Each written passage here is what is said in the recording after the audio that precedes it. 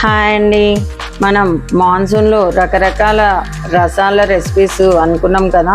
ఇవాళ నేను ఒక మంచి రెసిపీ చూపిస్తాను చూడండి. మట్టి పాత్రలో చేస్తున్నాను. ఇవాళ వాటర్ మరిగించుకోవాలి. హాఫ్ చిన్న సైజు హాఫ్ మ్యాంగో అండి. ఇది మ్యాంగోని పీల్ చేసేసి ముక్కలు కట్ చేసుకున్నాను. ఈ ముక్కలు వేసేస్తున్నాను. అలాగే ఇందులోకి కోసి పెట్టుకున్న ఒక పెద్ద టమాటాని వేస్తున్నాను. టమాటా ముక్కలు. అలాగే ఇవి చూసారా, వామాకులు అండి. మొన్న మనం చెప్పుకున్నాం కదా, వామాకు అండ్ టొమాటో కలిపి చేసుకుందాం రసం అని. ఈ వామాకుల్ని చక్కగా ఈ మరుగుతున్న వాటర్లోకి వేస్తున్నాను. కాకపోతే దీన్ని కాస్తంత మనం ముక్కలు ముక్కలు చేసి వేస్తే దానికి ఆ ఫ్లేవర్ అనేది బాగా పడుతుంది. చూడండి, ఇలాగా వామాకుని కాస్త పీసెస్ చేసేసి వేస్తున్నాను. అది మరుగుతున్నందులోనే మనము సైడ్లో దంచుకోవడానికండి ఒక పెద్ద సైజు పచ్చిమిర్చి, ఒక జస్ట్ 1 or 2 వామాకు, మళ్ళీ తర్వాత కొంచెం కరివేపాకు, అల్లం అండ్ వెల్లుల్లి. అల్లం కూడా కొంచెం బాగానే తీసుకున్నానండి, ఎక్కువగానే తీసుకోవాలి. అండ్ దీనిలోకి కాస్తంత జీలకర్ర, కాస్తంత ధనియాలు వేసి కచ్చపచ్చగా మనం దంచుకుందాం. ఎందుకంటే ఇవి డైరెక్ట్గా వేస్తే వచ్చే ఫ్లేవర్కిను కాస్తంత కచ్చపచ్చగా చేసుకొని వేస్తే వచ్చే ఫ్లేవర్కి చాలా తేడా ఉంటుంది. ఆల్రెడీ మనం వాటర్ మరుగుతున్నాయి కదా, దానిలోకి ఈ మిశ్రమాన్ని, దంచుకున్న మిశ్రమాన్ని మొత్తం వేసేస్తాం. కాస్తంత మన నేచర్స్ బాక్స్ వారి అల్టిమా టర్మరిక్ వేస్తున్నాను.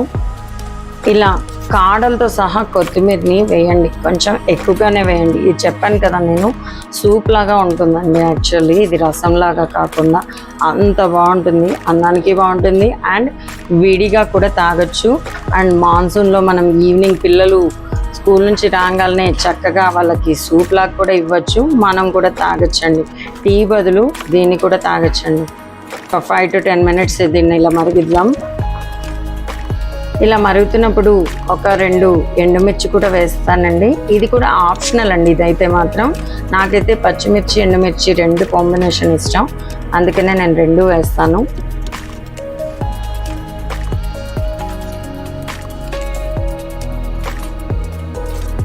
ఇలా చల్లార్చుకున్న తర్వాత దీన్ని మనం ఒక బౌల్లో వడగట్టేసుకుందాం. వడగట్టేసుకున్నాక మ్యాషర్తో కాస్తంత దీన్ని ఇలా మ్యాష్ చేసేసుకుందాం.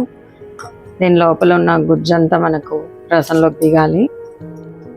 వడగట్టుకున్న రసం వాటర్ని మళ్ళీ కుండలోకి, స్టవ్ ఆన్ చేసుకొని కుండలోకి పోసేసుకుందాం, మట్టి పాత్రలోకి పోసేసుకుందాం.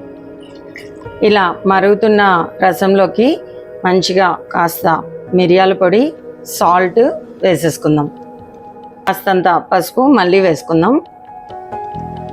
ఇలా పక్కన కడాయిలో మనం పోపుకి కావాల్సిన బార్లీ పెట్టేసుకొని కాస్తంత ఆయిల్, కాస్తంత ఆవాలు,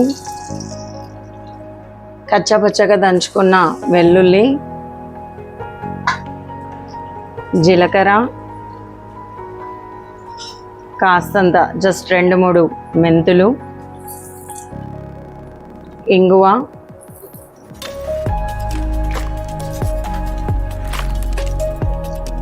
ఒక పచ్చిమిర్చి, 2 ఎండుమిర్చి. మన రసం ఎంత బాగా మరుగుతుందో, ఈ మరుగుతున్న దాంట్లో మంచిగా మళ్ళీ కాస్తంత కొత్తిమీర వేసేసుకొని పోపుని దీనిలో వేసేసుకుందాం.